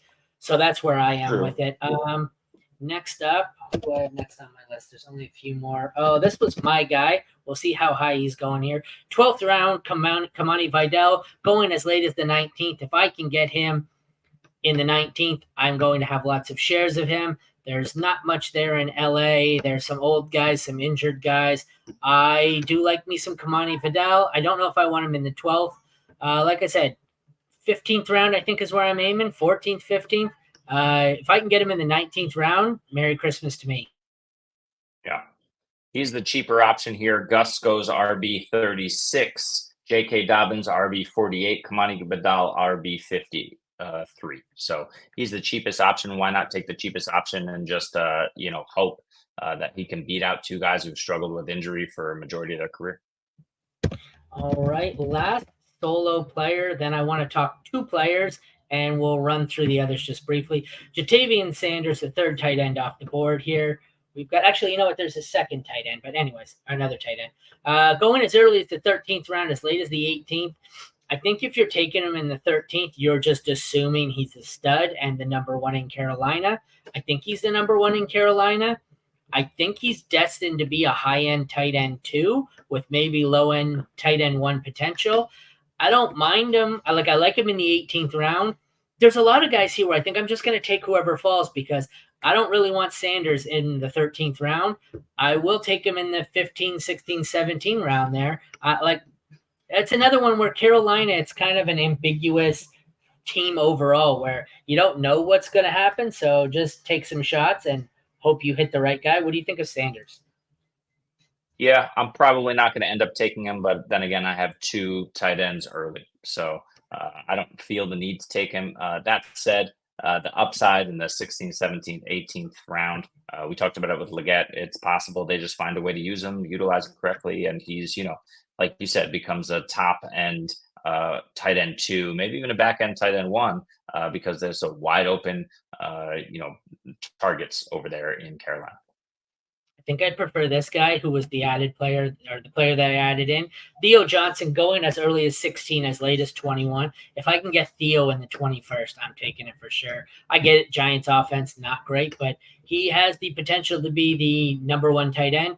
Shit, he has the potential to be the number 2 in targets on the team, because it's Malik Nabers and a bunch of maybes. So I'll take a late round dart throw on Theo. I don't know if I feel comfortable pulling the trigger at 16, but around 16, I'm starting to get close. We're seeing the average here is 18, 19, 20. I love that range there. If I can get him in the 18th, 19th, 20th, I think I'm going to have a Theo Johnson stock share anyways. What do you think?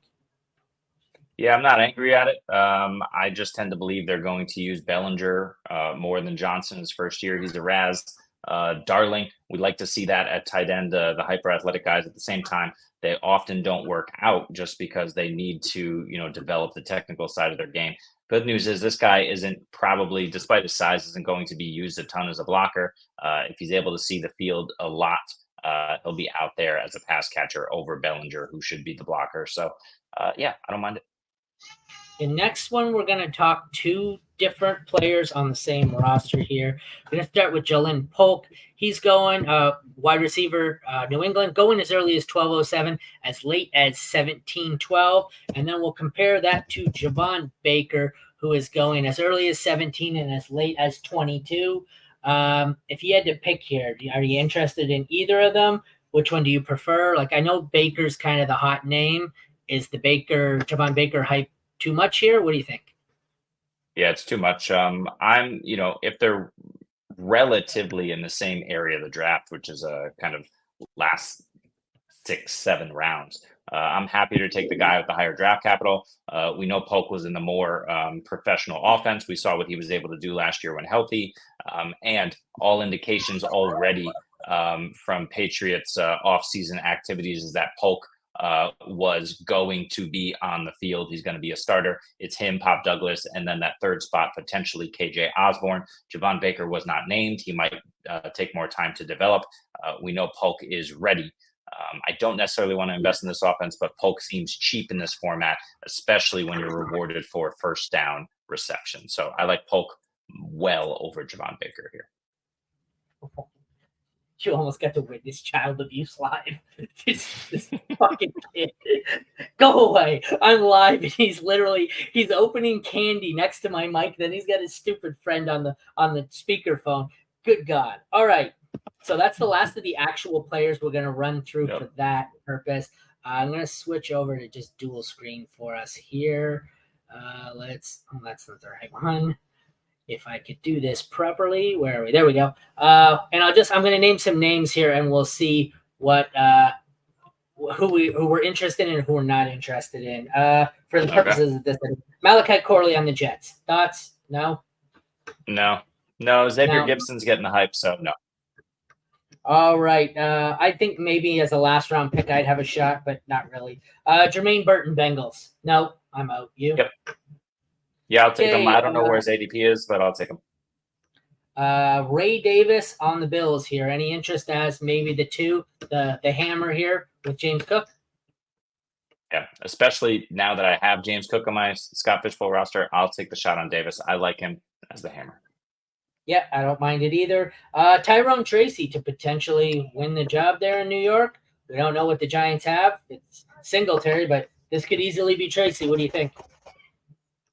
I like him as a developmental piece. I don't like him this season. It's possible. He's probably going to be too rich for me, so I say no.